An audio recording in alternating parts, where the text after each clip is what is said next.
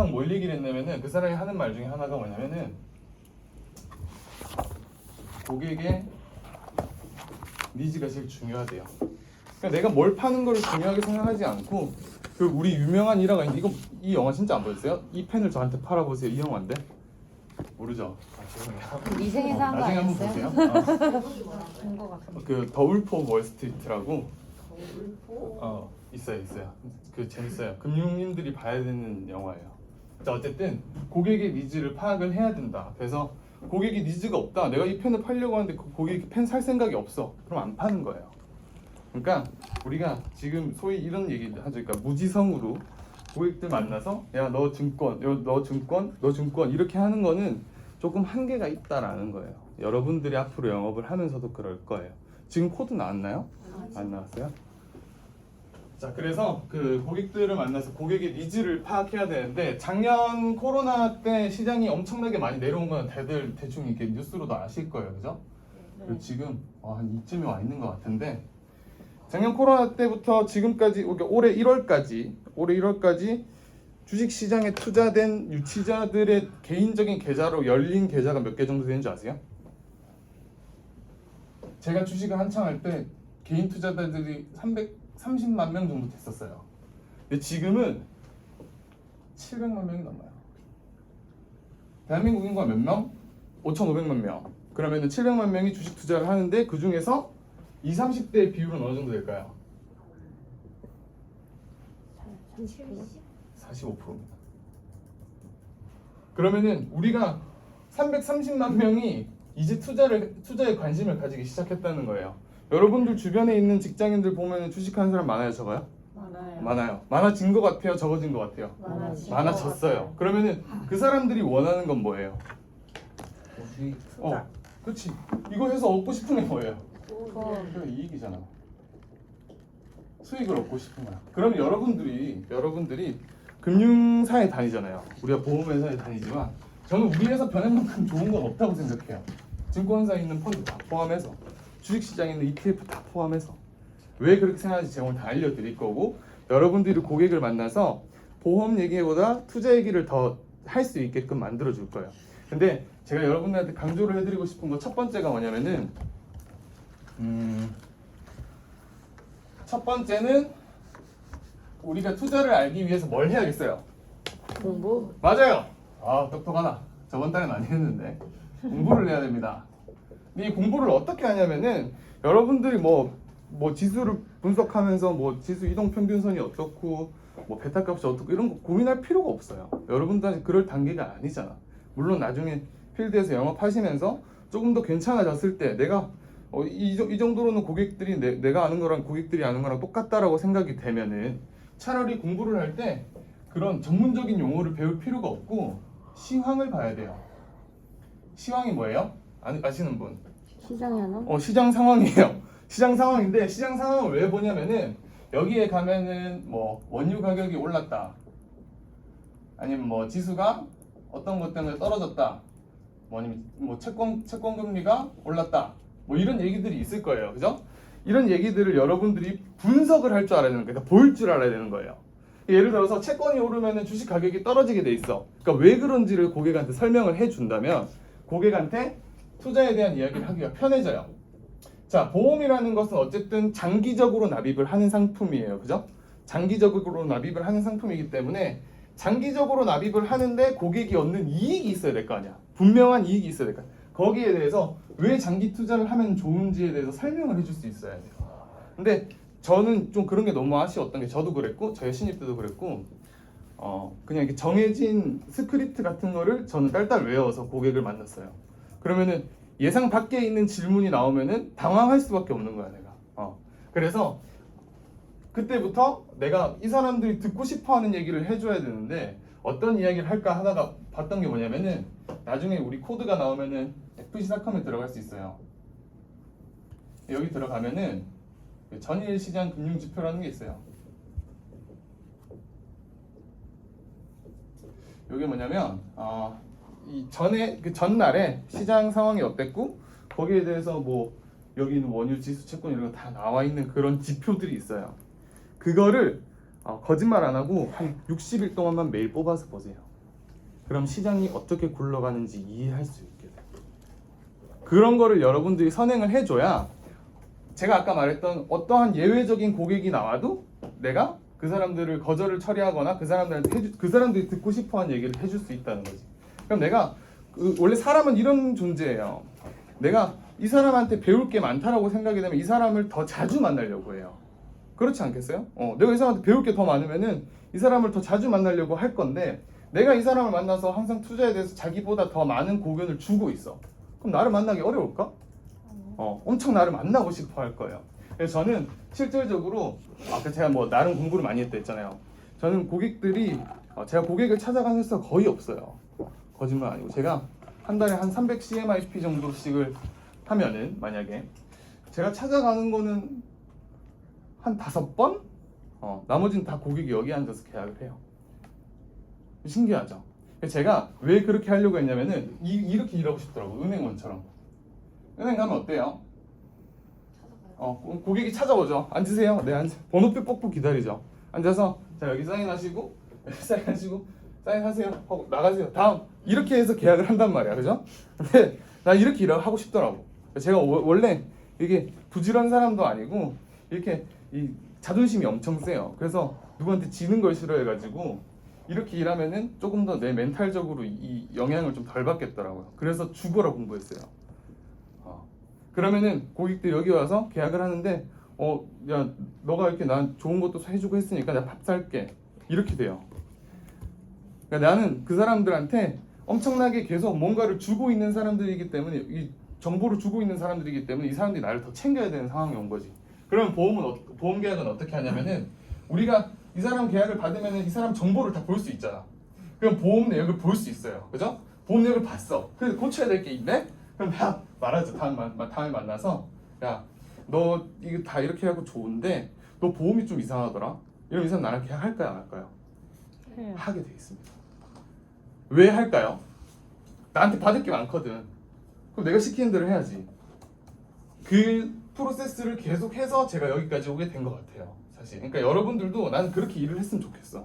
그러니까 우리가 이 일을 하다 보면은 관계가 많이 무너지는 경우도 생기고 뭐 지인들이랑 관계도 무너지는 경우도 생기고 그 사람들을 다시 못 만날 수 있는 확률도 조금씩 있을 거고 그러니까 우리 일이 밖에 나가서 어디 가서 야 민기야 나 위촉을 딱 했는데 야 민기야 나 밖에 나가 내 재정 상담 좀 해줘 이렇게 하는 사람 있을까요?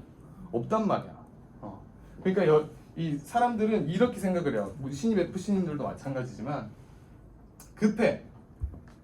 주식을 시작하는 이 개미들이 왜 주식을 시작하냐면은 이익을 내고 싶어서야. 근데 이익을 내는 것도 빨리 내려고 하는 거예요. 그러니까 시장에서 그걸 안 받아주는 거예요. 여러분들도 마찬가지예요. 여러분들도 내가 빨리 돈을 많이 벌어야지 이런 생각을 물론 돈을 많이 벌면 중요하고 그거 하려고 여기 온 건데 그거 중요하죠. 근데 저는 최고의 가치가 뭐라고 생각하냐면 롱런이라고 생각해요. 자, 왜 롱런이 중요하냐면은 우리가 길게 일을 할 때 그러니까 롱런이 멀리 가는 거잖아요. 근데 길게 일을 할 때 여러분들 고객 중에서 처음에 나랑 계약한 사람 저는 2017년 4월에 위촉을 했고 지금 2017년 4월부터 지금까지 쭉 저랑 저축 계약, 변액 계약을 유지하신 분이 수익률이 67%예요. 그 사람이 제 67%짜리 계약 가지고 나서 고객들을 보여줘요. 봐봐, 이 사람이 이렇게 오랫동안 유지하는 사람이 67%야. 이자만 1,000만 원이 넘어.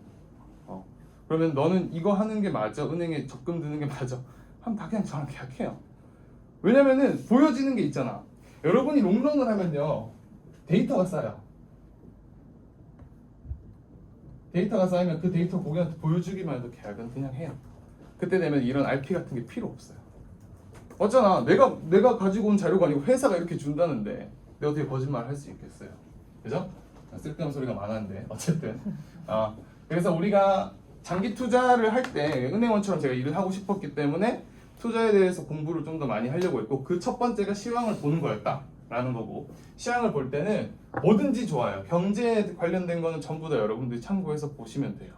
근데 제가 그 용어들이 많이 생소하고 어려울 수 있으니까 그런 거를 좀 설명을 해드릴 거고 고객들 만나가지고 어떤 이야기를 할 수 있을까 그걸 먼저 설명을 드릴 건데 시황 그래서 저랑 꼭 보는 걸로 약속한 거예요. 네. 그 조회수가 우리 전 FC 중에서 한 23건밖에 안 나와. 그 정도로 공부한 FC 없다는 거예요. 나처럼 일하는 게 좋을 것 같지 않아요? 은행 엄청 이러면 엄청 좋잖아. 성함이 어떻게 돼요? 김송이요. 뭐라고요? 김송이. 송이야, 너 엄청 이번에 투자 이런 걸로 누구랑 상담했다는 나도 상담 좀 해줘.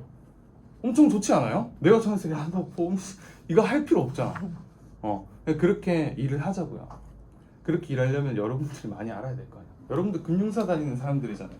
그러니까 쓸데없는 소리 하나만 더 할게요. 제가 제일 안타까운 건 뭐냐면은 여러분들이 너무 다른 사람과 똑같아지려고 한다는 거야. 여러분들 그냥 이 업에 대한 인식을 알죠. 아는데 똑같은 사람처럼 되려고 하는 거야 그냥. 똑같이 일하다가 똑같이 일을 그만두게 될 거예요. 그게 너무 안타까워서 그래. 우리 일만큼 좋은 게 없어요. 제 고객들도 다 그래요. 어제 하루 종일 놀다 왔거든요. 어제 하루 종일 친구랑 계곡 갔다가 마사지 받고 이렇게 오늘 아침 출근한 거예요. 하루 종일 놀다 왔어요. 그래서 그 친구는 그날 휴무고 주 6일을 일해요. 근데 나는 한 일주일 난 내내 비울 수도 있는 사람이야. 그래서 제가 그날 휴무 마쳐 계곡 가고 같이 마사지 받는데 그 친구 마사지 받아서 하는 말이 저한테 얼마를 받네요. 너보다 많이 받지. 그렇게 얘기하니까 그 친구가 자기는 주 6일 동안 못 빠지게 일해가지고 이 돈 받는데 참 그 일 좀 좋은 것 같다. 여러분들 거기에 들어온 거야. 그럼 똑같이 일은 안 해야지. 뭔가 내가 내 친구를 만나서 다른 사람인 걸 보여줄 수 있어야 될 거 아니야. 내 친구들이 나 말고도 FC를 얼마나 많이 만났겠어요. 앞으로 살면서도 얼마나 많이 만나겠어요. 근데 그 중에서 나여야 돼. 그러려면 여러분 똑같은 사람처럼 일해서 되겠어요? 쟤 열심히 쓴다. 이런 걸로는 안 돼요. 옛날에는 보험을 친하니까 들어줬는데 지금은 손해보는 걸 극도로 싫어한단 말이야 사람들이. 맞아요 아니에요? 맞아요. 그러면 극도로 싫어하면은 나한테 뭔가 이익을 줄 수 있는 사람을 그 사람들도 찾게 되어 있어요. 그게 여러분이어야 돼. 근데 어떻게 공부 안 하고 100일 수 있어? 또 신입인데 그죠? 상관관계에 대해서 얘기를 좀 할 거예요. 어떤 상관관계 얘기할 거냐면은 대표적인 위험 자산이죠. 그리고 대표적인 안전자산 한번 볼게요. 위험 자산이 뭐가 있는지 아시나요? 한번 얘기해 보실래요? 위험 자산 파생되는 거 뭐 있을까요? 비트코인 그렇죠. 이건 초위험 자산이죠. 저는 저 자켓 좀 벗고 할게요. 비트코인 또 뭐 있을까요?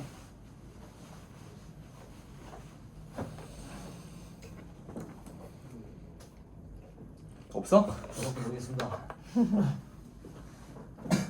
부동산. 펀드. 펀드도 그렇죠. 또 뭐 더 있을까요? 이 정도 된 거 없고. 요건 대표적인 안전자산이라고 그랬어요. 안전자산은 뭐가 있을까요? 금. 그렇지. 누구예요? 우와. 은행에서 일했었어요? 그래요? 그럼 그리고 또 뭐 있을까요? 금. 국채? 국채 뭐 어제 배운 거. 이거 채권. 국채. 그리고 달러 어때요? 달러. 달러 기름. 달러 기름? 기름은 잘 모르겠네. 어쨌든 기름도 뭐 여기 해당이 된다고 치고 달러는 어떤 것 같아요? 안전자산인 것 같아요? 이 정도로 정리를 해볼까요? 자, 그럼 우리가 이렇게 상관관계가 있는데 얘네가 오르면은 얘네는 상대적으로 떨어지게 돼 있어요. 제가 왜 그런지 알려드릴 거예요. 그러니까 고객 만나서도 야 주식 오르면 채권 떨어져 이렇게 하고 땡 이게 아니고 왜 그런지를 설명해 줄 수 있어야 돼. 이 Y요. 제가 이거 엄청 좋아하거든요. Y를 설명할 줄 알아야 되는데 일단은 채권이나 달러 같은 경우에는 우리가 금리의 영향을 많이 받아요. 금리라는 게 돈의 가격인데 우리가 요즘에 뉴스를 보면은 금리를 올린다 내린다 이런 얘기를 많이 하죠. 금리를 올리면 어떻게 될까요? 첫 번째 발생하는 부정적인 요인. 물가가 아닌가? 아닌가 말고 그냥 자신 있게 얘기해요. 물가가 비싸진다? 맞아요. 물가가 올라요. 자, 물가가 오르고 두 번째는 대출금리도 올라. 맞아요. 대출금리 오르고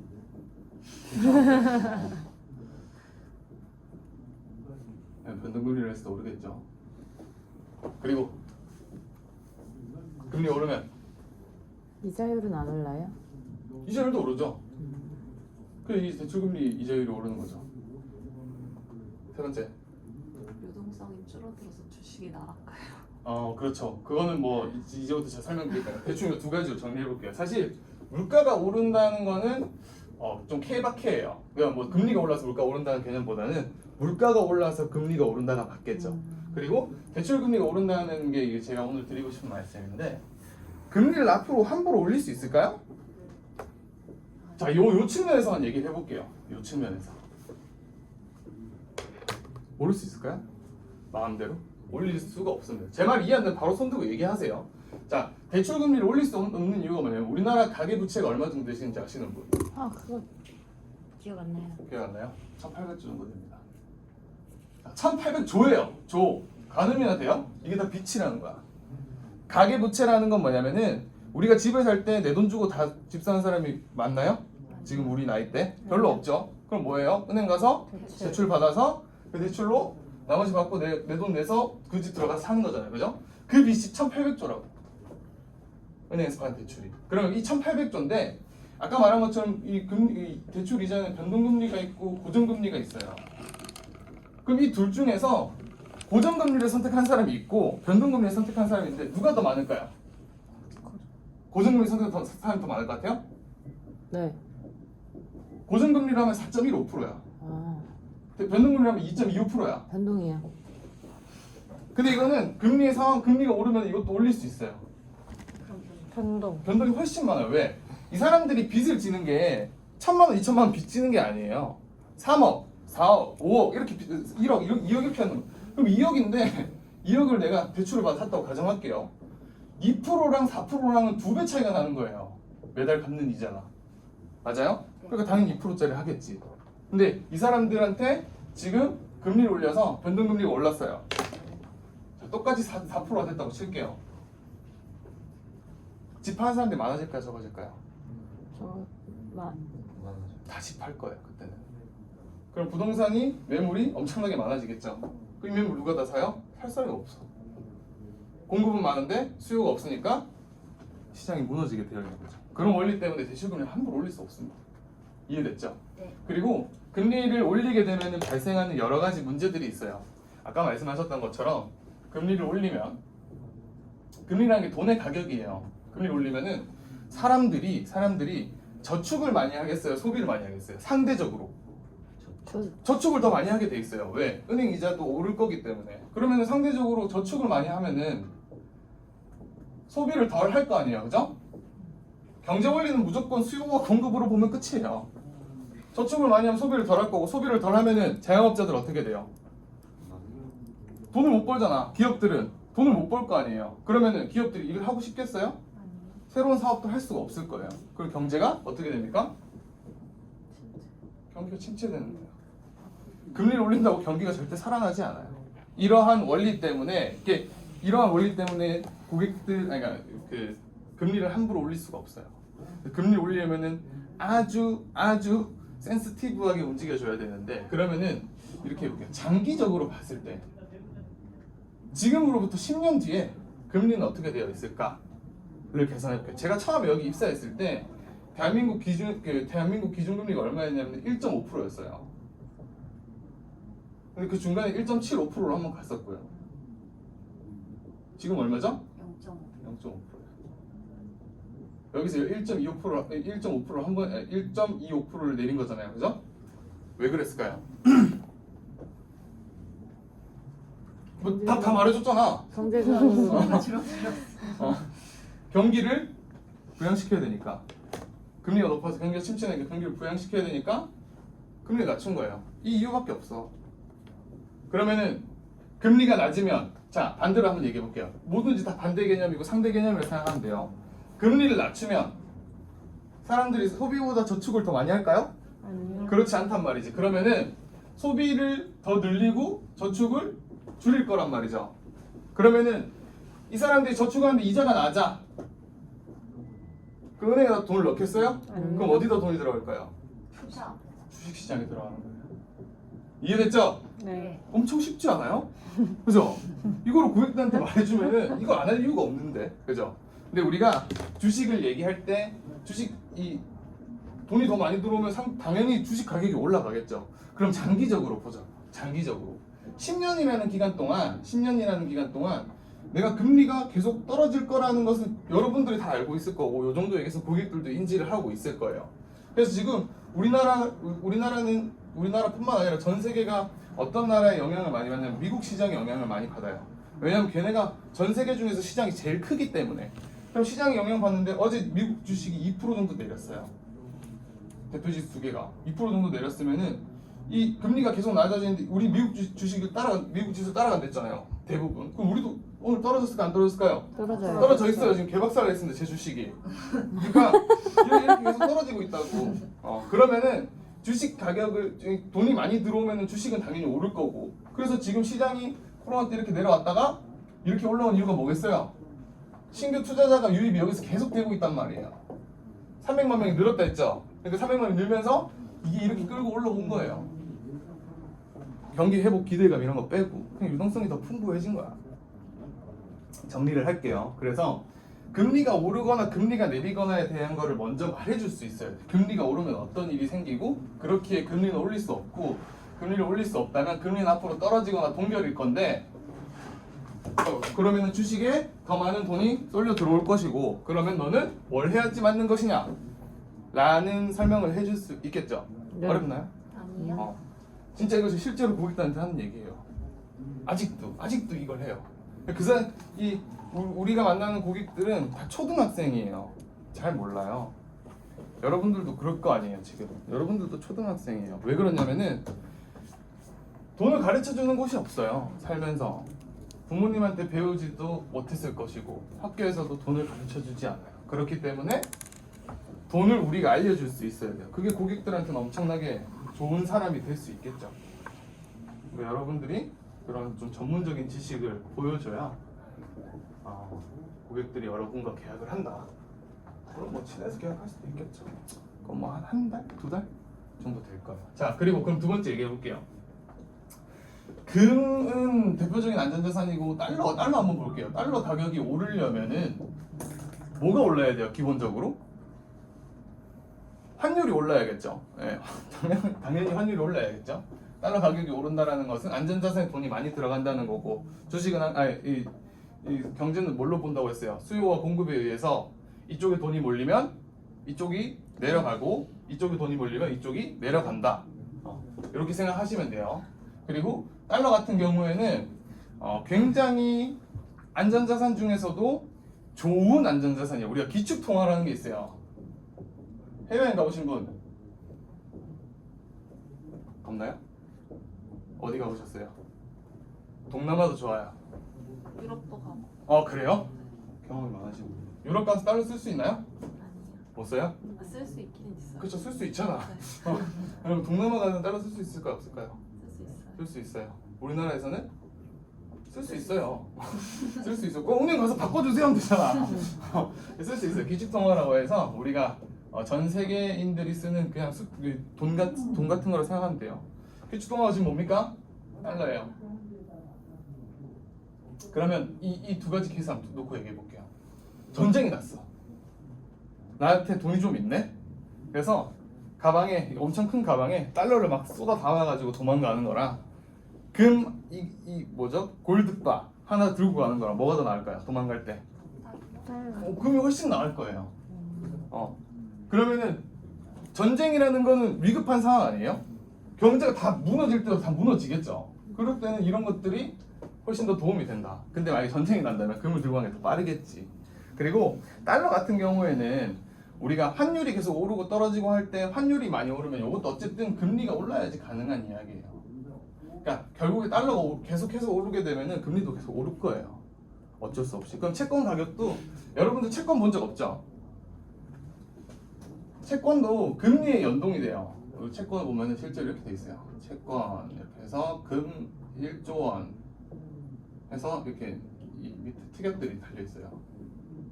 쭉쭉쭉 이렇게 달려 있는데 여기서 1번이 제일 뭐냐면은 이 채권의 표면 이자는 0.5%로 한다.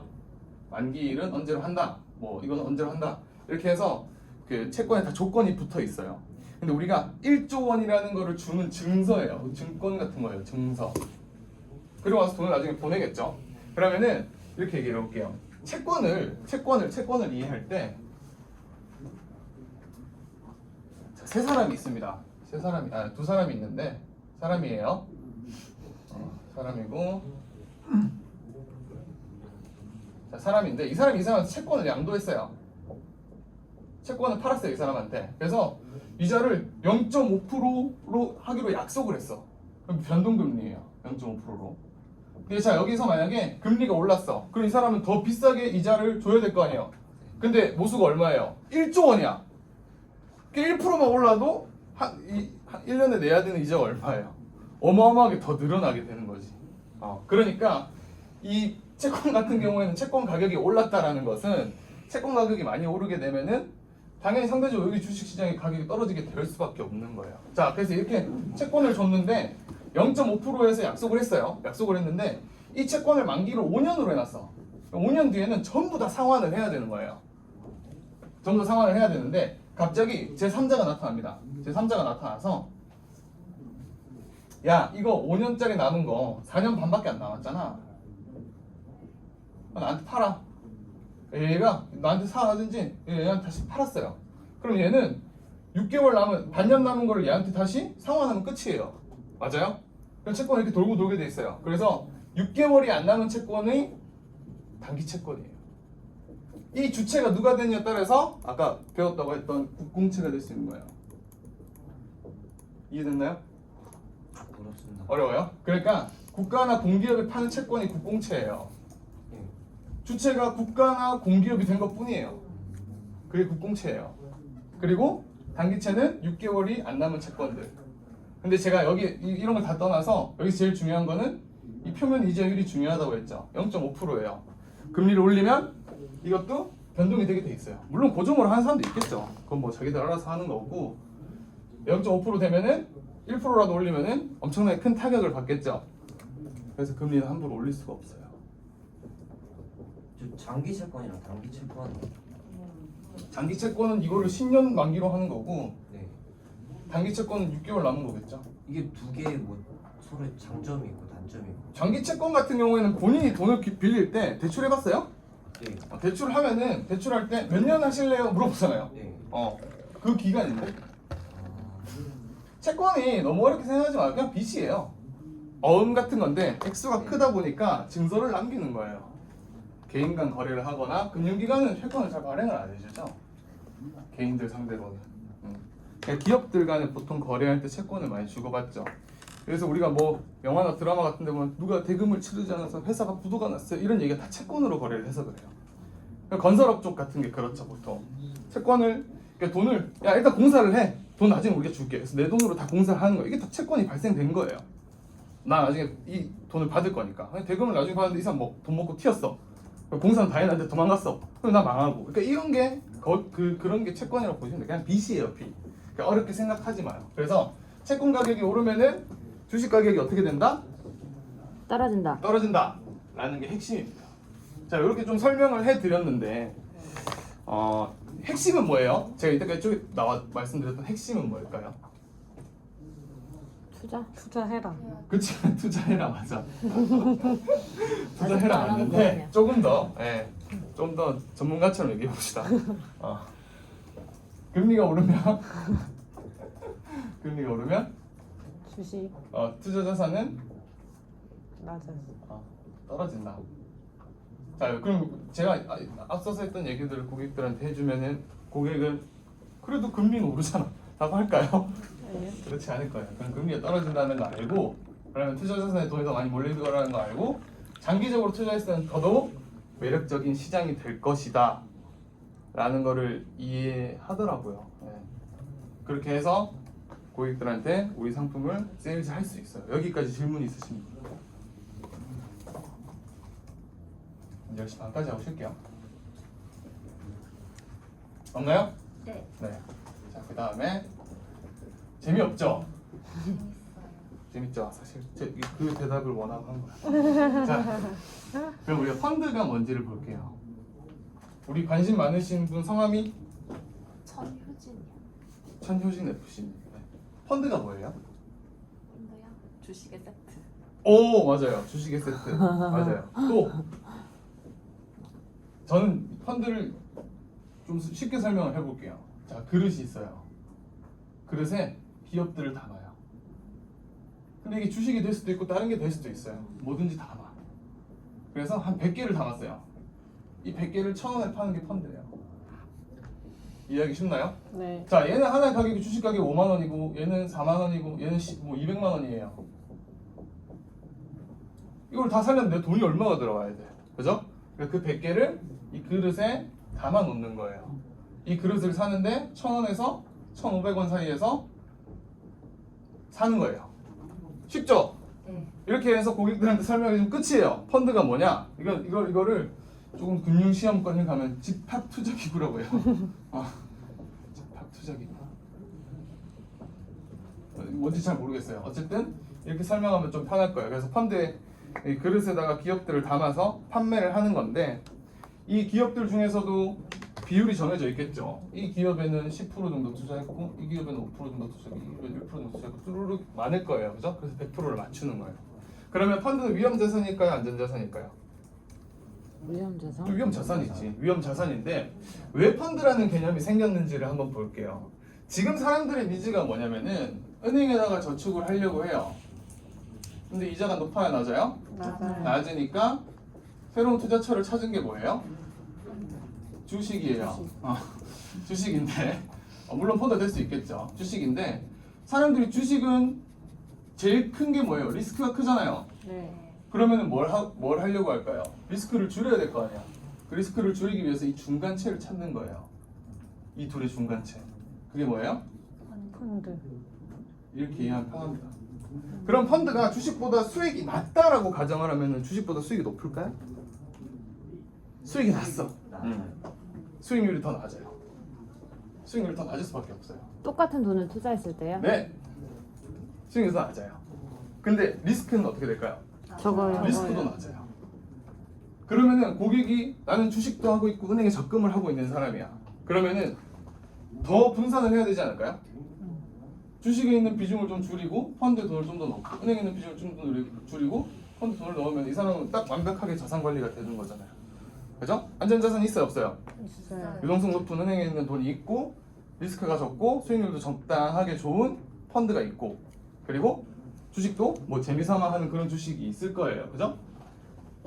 맞나요? 네. 그래서 우리는 펀드를 해야 되는데 그 펀드를 할 때 어디가 제일 좋은지를 알아야 될 거 아니에요. 네. 2008년에 자본시장 통합법이라는 게 생기면서 은행에 가서 보험을 세일즈할 수 있나요 없나요? 있어요. 맞아요, 있어요. 증권사에서 청약을 할 수 있어요. 알고 계셨어요? 청약을 할 수 있고 그리고 증권사 원래 메인 업무가 뭐죠? 주식을 중개해주는 게 증권사 역할이에요. 펀드도 만들었고 우리 회사에서는 보험도 판매하지만 청약을 할 수 있나요? 우리 회사에서? 못합니다. 그래서 2008년에 생긴 게 변액보험이에요. 변액보험인데 이게 이제 펀드로 운용이 되는 거예요. 그래서 은행에 가서도 보험을 가입하는 사람이 있을 수 있고 그런 거를 뭐라고 해요? 단카시랑. 맞아요. 뱅크 인슈어런스라고 해요. 뱅크 왜? 시험 본 지 다 얼마 안 돼. 그래요? 처럼처럼. 뱅크인슈어런스라고 해요. 그래서 우리가 이 펀드라는 거를 우리 회사에서 판매를 할 수 있는데 아까 제가 말했던 은행, 증권사, 보험사 세 개 다 펀드가 취급이 돼요 안 돼요? 돼요. 됩니다. 그러면 어디서 하는 게 제일 유리할까? 보험사. 왜? 여기서 너가 물어보셨잖아요. 보험회사 다니니까? 네. 물론 그것도 맞지만 그 객관적으로 얘기를 해보자고. 증권사? 보험사. 은행. 없다고. 은행은 자, 아까 제가 초두에 뭐라고 얘기했어요? 우리 나이대 있는 사람들은 손해보는 걸 극도로 싫어한다 했어요. 근데 이게 내 선택으로 해서 손해를 보는 거를 싫어하는 게 아니라 남이 선택해준 거에 대해서 손해를 보는 걸 극도로 싫어요. 아까 제가 말씀드렸죠. 여러분 다 여기에 공감하실 거예요. 옛날에는 우리 부모님 세대 때는 야 너도 딸 보험 준비해야지 하면 계약했다니까? 진짜. 근데 지금은 안 그래요. 지금은 내 친구들 만나서 야 너 내 친구랑 계약해야지 꺼져 이런다니까요. 진짜.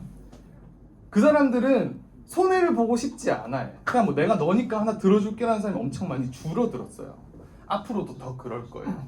그러면은 여러분들이 내가 보수다니까 펀드 가져야 이렇게 하는 게 아니라 왜인지를 설명해 줘야 돼. 왜 우리 회사가 제일 좋은지, 왜 너가 여기에서 펀드를 굴려야지 너한테 훨씬 더 이득이 될 수 있는지를 말해줄 수 있어요. 자, 첫 번째 은행을 먼저 볼게요. 은행이랑 증권사는 사실 같아요. 판매하는 채널이나 뭐 방식이. 우리가 그 펀드를 판매할 때는 수수료라는 걸 떼요.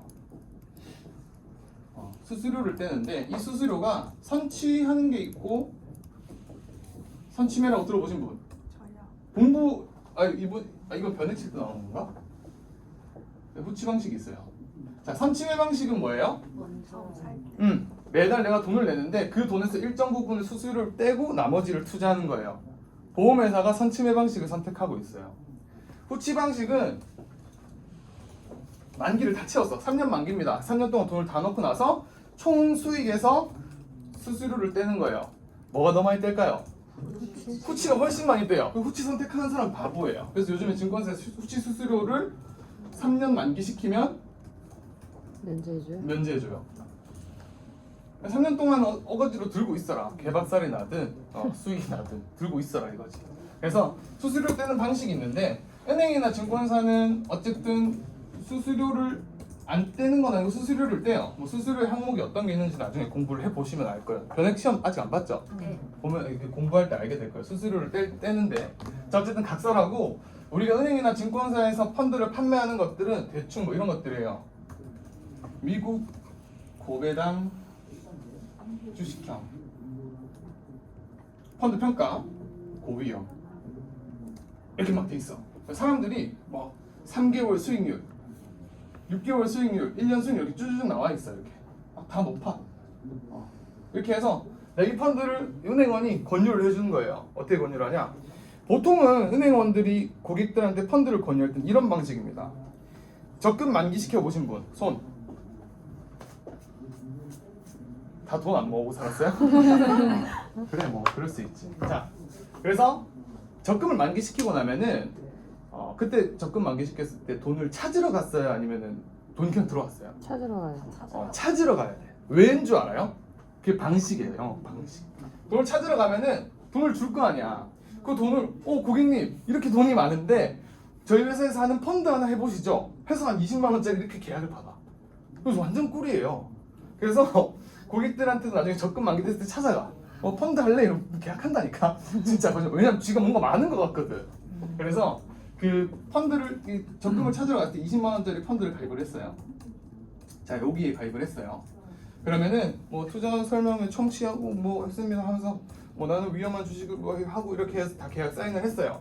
근데 만약에 여러분이라고 가정을 해볼게요. 내 은행에서 펀드를 샀어요. 그래서 월 적립식으로 3년 동안 하기로 약속한 거예요. 월 적립식 3년 동안 하기로 약속했고 이제 쭉 펀드 투자하는데 내 20만 원씩 해서 한 10달이 지났어. 10개월. 근데 수익률이 마이너스 5%예요. 자, 그럼 이제 여러분들 여기서 기로에 서 있어. 해지를 할 건가? 아니면은 가만히 둘 건가? 3년 동안 유지를 할 거냐? 여기 기로에 서 있어요. 어떻게 하시겠어요? 유지. 유지? 유지하실 거예요? 네. 유지하실 거예요? 인생한다. 유지하실 거예요? 잘못 들었어. 아, 죄송해요. 나가주세요. 농담이고. 자, 다시 설명드릴게요. 이게 중요한 거야. 엄청 중요한 거야. 자, 20만 원씩 10개월을 냈어. 그래서 좀 내가 한 200만 원 낸 거 아니에요, 그죠? 200만 원 냈는데 수익률이 마이너스 5%야. 유지하실 거예요? 아니 3년 동안 해야 돼요. 한 2년 2개월 남았어.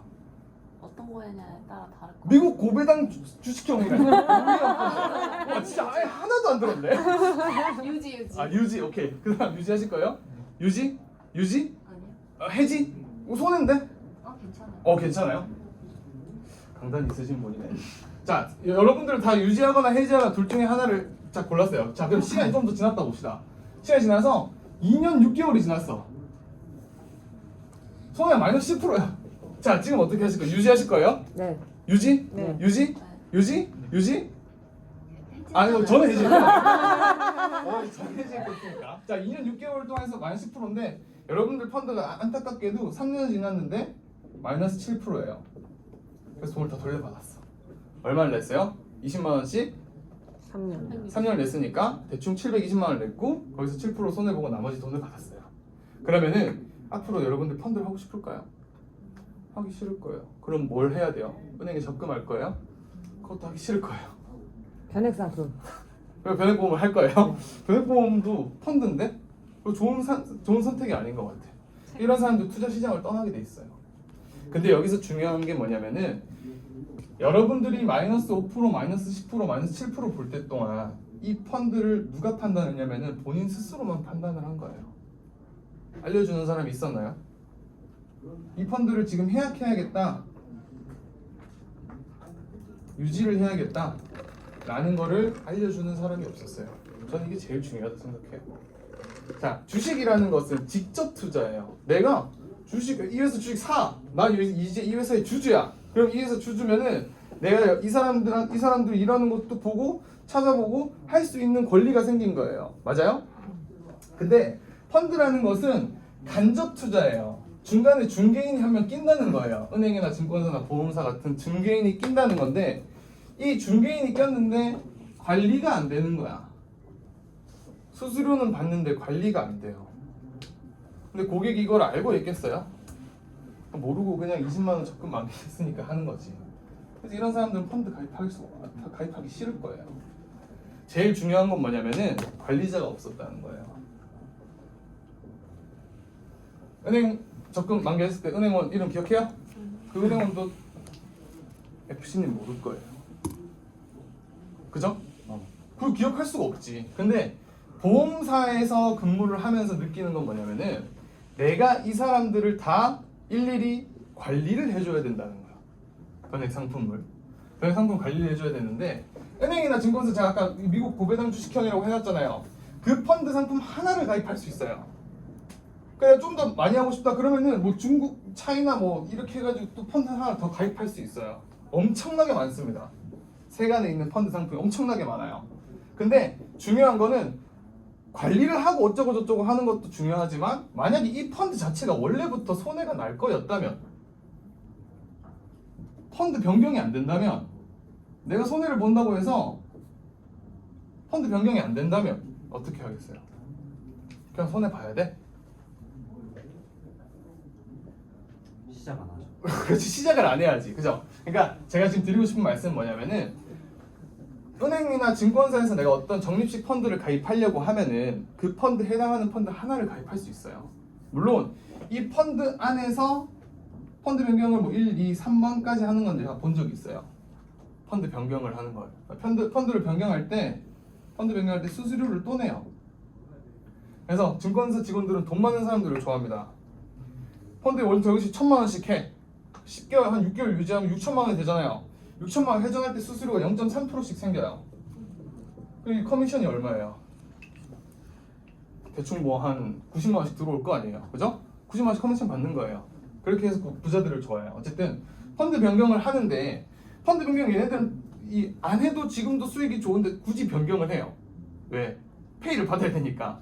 그런 사람들이 많아요. 어쨌든 펀드 변경을 할 수 있는 펀드가 있고 못하는 펀드가 있는데 지금 은행이나 증권사에 있는 펀드들은 대부분 펀드 변경이 안 됩니다.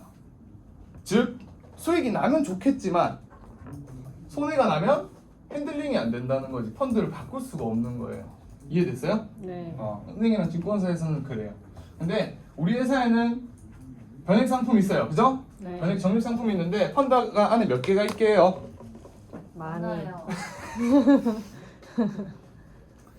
많아요. 몇 개? 26개 있어요. 이 26개 중에서 안전자산도 있고요. 투자자산도 있어요. 미국에 투자할 수도 있고요. 중국에 투자할 수도 있고, 홍콩에 투자할 수 있고, 베트남에 투자할 수 있고, 미국 배당에도 투자할 수 있고, 물론 코스피 코스닥에도 투자할 수 있고, 유럽에 투자할 수도 있고요. 일본에 투자할 수 있어요. 이 정도면 많지 않아요? 그죠? MSCI 대부분 기업들 다 대부분 지수들 들어간 것 같은데 어쨌든 이렇게 투자할 수 있어요. 그러면은 안전자산은 있을까요? 없을까요? 우리 펀드 안에 이 상품 안에 안전자산 있어요. 달러에 투자할 수 있고요. 금에 투자할 수 있고요. 채권에 투자할 수 있어요. 그리고 리츠에 투자할 수 있어요. 26개예요.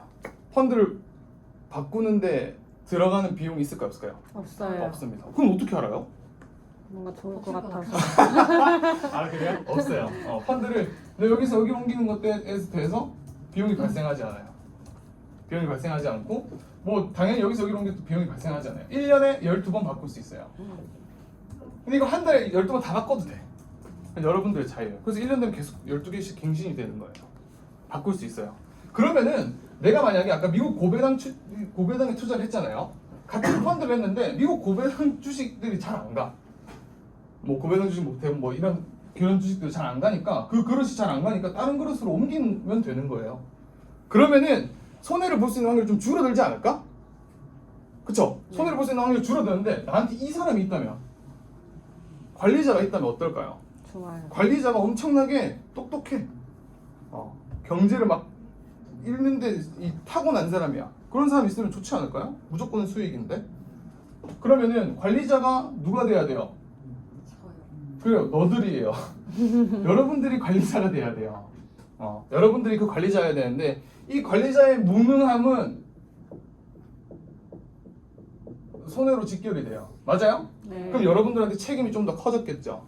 판매해서 끝나는 게 아니고 이 계약을 계속 핸들링을 해줘야 된다. 그 핸들링을 해서 뭘 하냐면은 데이터, 아까 제가 말씀드린 데이터를 받아서 고객들한테 보여줄 수 있는 거야.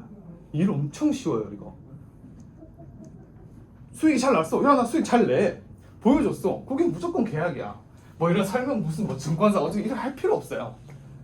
저 정도 차월 되면은 그렇게 계약할 거예요, 다들. 그러니까 저 정도 차월까지 일을 하시면서 데이터를 모으셔야 된다. 라는 게 중요한 거. 어쨌든 자 돌아와서 그러면은 보험사에서 펀드를 하는 이유는 딱 하나네. 관리자가 있고 딱 두 개네. 그리고 펀드를 누가 잡다며요 지금? 농담이에요. 자 관리자가 있고 두 번째 펀드 변경을 하는데 수수료가 없다라는 게 가장 큰 장점이에요. 근데 수수료가 얘네 둘보다 보험사가 더 비싸요. 더 비싸요. 그래서 저는 고객한테 그렇게 얘기를 해요. 우리가 이거를 사업비라고 얘기를 하거든요. 저는 고객한테 그렇게 얘기해요. 고객님은 지금 우리가 신한라이프에서 최고의 관리자를 만났는데 이거 수수료 내는 게 아깝다고요? 라고 이야기를 해요. 그럼 고객도 그치. 너가 최고면은 이 수수료 내는 거 아깝지 않지. 라고 이해를 해요. 여러분들은 뭘 하고 있어야 되냐면은 내가 관리자여서 무능하지 않다는 걸 보여줘야 돼. 그럼 더 고객이 수수료 몇 프로 내는 게 뭐가 중요해요? 1, 2% 더 많은 게 고객한테 문제가 될까요? 안 된다라는 거예요. 그런 사람들 계약 받지 마요. 그냥 원래 짠돌이야. 그런 사람들 계약하지 마요. 그럼 보험사가 수수료는 비싸. 근데 관리자가 관리도 안 해줘. 그러면은 이 상품이 얘 두 개보다 좋을 게 없어요. 솔직하게 얘기해서. 얘 50만 원짜리 계약보다 얘 10만 원짜리 5개 계약하는 게 훨씬 맞아. 따지고 보면. 그럼 여러분들 스스로 마인드셋을 어떻게 해야 되냐면은 내가 이 사람들 펀드를 훨씬 더 잘 관리해 줄 수 있는 사람이어야 되고 그러니까 그 돈을 받는 거야. 그럼 고객한테도 수수료 우리 회사 이만큼 떼는데 고객님 불만 없으셔야 돼요 라고 얘기를 할 수 있는 거예요. 그만큼 여러분들이 이게 돼야 된다는 거죠. 근데 해당 ESL님들이 다 이 업계에서 한 따까리씩 다 하신 분들이잖아요. 그죠? 그런 분들한테 이거를 배우면은 펀드로 지금 어디로 하는 게 좋을까요? 지금 경제 상황은 이런데 ESL님 생각은 어떠세요? 이렇게 물어보면은 답변을 잘 주실 거예요. 한 2분만 더 얘기를 할게요. 자, 그래서 제가 이때까지 말씀드린 건 뭐냐면은 이유를 설명할 수 있어야 되고요, 고객한테. 저는 진부하게 뭐 비과세, 복리 이런 얘기는 잘 안 할게요. 어차피 다 많이 나중에 들을 거예요. 근데 제가 이 얘기하면 항상 위에서 이거 먹거든요. 왜 그러냐면은 여러분들 수준에 안 맞는 얘기를 한다고 다 그렇게 얘기를 해요. 근데 안 그래요. 왜냐면 앞으로 사람들은요, 우리 업이 제일 미래가 좋은 게 뭐냐면은 우리 부모님 세대 때를 한번 볼게요. 부모님 세대 때 금리가 엄청 높았잖아요. 그래서 은행에서 이자를 엄청 많이 줬기 때문에 주식 투자할 필요 있어 없어요? 없어요. 없었다는 거야. 그럼 지금 금리가 낮아졌어. 한 20년 정도 지났죠. 금리가 낮아졌어. 그러면은 이제 사람들이 뭐에 관심 가지기 시작했냐면 주식이라든지 투자 자산에 관심을 가지기 시작했어요. 그럼 이 뒤를 보자고. 이 뒤. 10년 뒤. 그럼 우리 주니어들, 우리 주니어 세대들이 경제 활동을 하기 시작했어요. 그 사람들 누구한테 그걸 배워요? 이 사람한테 배워요. 우린 이 사람한테 배웠기 때문에 몰랐던 거야. 맞죠? 몰랐는데 이 사람한테 배운 거잖아요. 그러면은 애초부터 빠르게 투자 자산에 투자를 할 거란 말이에요. 자, 용돈 5만 원 줄 테니까 3만 원은 주식 사고 2만 원만 써. 이렇게 하는 시대가 올 거란 말이에요. 진짜로. 그러면은 그런 시대가 왔을 때 내 포지션이 어떤 거냐를 고민을 해보자. 내 포지션. 난 투자로는 내 주변 지인들한테 다 최고로 인정받는 사람이 되어 있으면은 이 계약이 청소기 빨아들이듯이 막 들어와요. 그래서 제가 미리 공부를 해놓으라는 거예요. 우리 일은 어차피 이 사람들의 주니어들 아니면 이 사람들의 연금이라든지 이런 거를 굴릴 사람들이에요, 우리가. 그러니까 내 포지션이 그때 투자 전문가가 되어 있으면은 이 사람들 다 이쪽으로 돈이 들어오게 돼 있을 거예요. 제가 일한 지 5년 차거든요. 근데 제 2017년에 고객을 만나서 여기 있죠, 이거 생명손해보험 이거 RP 이거 다 외워가지고 했었거든요. 우리 SM님이네. 이걸 할 때 고객을 만나서 야, 장기 투자가 얼마나 중요한지 들어봐봐. 원래 은행에서 이자를 주는 방식이 뭐냐? 이거 배웠어요? 네? 은행에서 이자를 주는 방식 배웠어요? 아니요. 그 국공채 사가지고. 아니요, 그거 말고 그거 제가 다음 시간에 해드릴게요. 야, 은행에서 이자를 주는 방식이 이건데 너 임마 그래서 손해를 보고 있는 거야. 막 이렇게 얘기를 한단 말이야. 그렇게 해서 물가 상승률이 못 따라가니까 너는 투자를 해서 장기적으로 저축을 해야 된다. 이런 얘기를 많이 했었어요. 근데 지금 사람들이 원하는 건 뭐냐면은 빨리 이익을 내서 내가 뭔가 투자에 대해서 조금 자신감이 생기길 원해요. 이 사람들은. 그러니까 무리하게 내가 주식을 한다고 해서 사는 게 뭐겠어요? 지금 주식을 막 시작하는 사람들이 사는 주식이 뭐예요? 삼성전자. 맞아요. 왜 삼성전자를 사는지 모르겠어. 어쨌든 삼성전자를 샀습니다. 삼성전자는 올해 1월에 96,000원 고가를 찍었어요. 지금 얼마 하게? 8만 7만 원. 79,000원에서 8만원 왔다 갔다 하고 있어요. 이 사람들 처음에 저한테 뭐라고 했냐? 난 주식할 거야. 펀드 안 해. 주식할 거야. 해서 96,000원에 샀어요. 나는 10년 동안 이거를 매달 사겠어라고 한 사람들이 지금 아침에 회사 출근해서 9시 되면 화장실을 가요. 삼성전자 주가를 확인한다니까. 사람들 지금 마음이 그렇다고. 그러니까 내가 96,000원에 삼성전자를 샀는데 안 가잖아. 그러니까 뭘 하게 돼요? 옮기는 거예요. 이걸 다 팔고 어디로 옮겼어요? 비트코인으로 옮긴 거예요. 그러니까 이때부터는 잠을 못 자. 장이 24시간 열려있기 때문에 잠을 못 자. 잠을 못 자다가 아침에 좀 잠깐 졸았는데 떡락해 있어. 오, 망했구나 해서 비트코인도 접었어. 이 사람들 이 돈 다 어디서 샀냐면 다 대출해서 받은 거예요. 그러니까 지금 사람들 마음이 병들어 있다고. 근데 여러분들은 중간 위험과 중간 수익을 취할 수 있는 좋은 상품을 무기로 갖고 있잖아요. 그거를 고객들한테 세일즈를 해보라는 거죠. 그래서 요거를 좀 생각했으면 좋겠어요. 나중에 여러분들이 제가 FC들 중에서 제일 좋은 게 뭐냐면 뭐 돈 많이 벌고 뭐 MDRT고 COT고 이런 거 하는 것도 중요해. 물론 그 돈 많이 버는 게 중요한데 길게 일을 해야 돼. 오랫동안 일을 해야 나중에 그 사람들 계약도 다 받을 수 있는 위치에 서 있을 거예요. 저 봐요. 저 은행원처럼 일하고 싶어서 공부 열심히 했고 은행원처럼 일하잖아요. 그죠? 그럼 된 거 아니야. 내가 원할 때 집에서 엉덩이 끌고 있다가 계약할래 이러면 그래. 나 월요일날 사무실 와. 이렇게 하면 온다니까요. 그렇게 일하는 게 좋지 않아요? 왜 이렇게 돌아다니고 열심히 할 필요는 당연히 있겠지 지금은.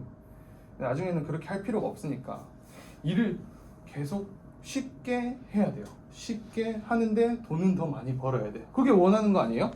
그 사람들이 원하는 것도 돈을 모아놨기 때문에 돈이 일해서 난 돈을 갖다 주는 거잖아요.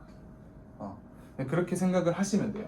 그러니까 요거는 제가 좀 사담을 많이 했고 잠깐 쉬었다가 제 11시 반까지 제 얼굴을 봐야 돼요. 어쩔 수 없이. 괜찮나요? 네. 아니면 다른 분 넣어드리고 그냥 한 10분 쉬었다가 11시 반까지 할게요.